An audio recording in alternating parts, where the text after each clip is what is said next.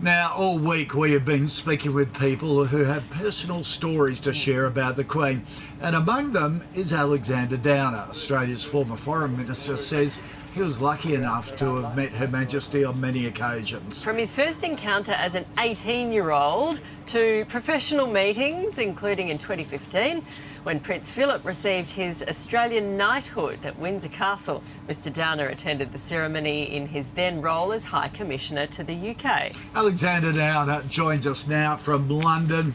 Alexander Downer, you first met the Queen when you were a teenager and you were understandably nervous.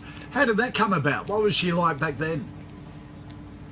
Well, she was, always very much the same, incredibly proper and polite, friendly, made you feel at ease.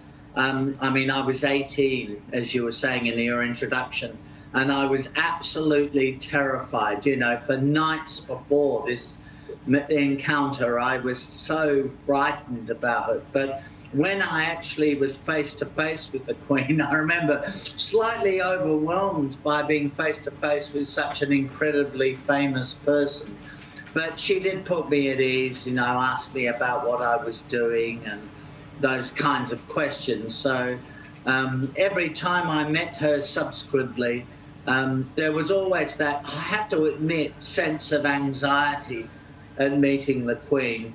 But once you got into a conversation with her, she'd always put you at ease. She was a lovely person. Yeah, she must have been very good at that, because everyone we've talked to who's met her says she was very good at putting people at ease. You've also said Her Majesty was a person of strong opinions. What do you mean?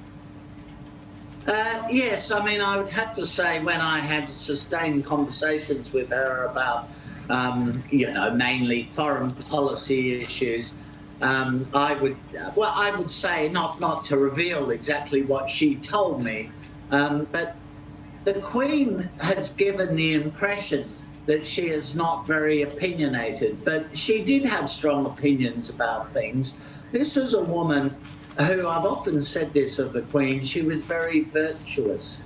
She was a very good and Christian and decent woman, and very caring and tolerant. And so she would speak of people in that kind of way. She wouldn't say such and such, as we would say in Australian politics, such and such is an absolute disgrace. The Queen would never speak like that of anybody.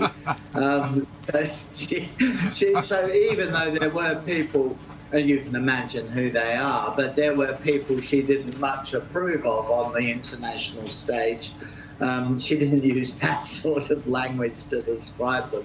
So perhaps she set us an example there. Maybe we should try to restrain our language a bit more.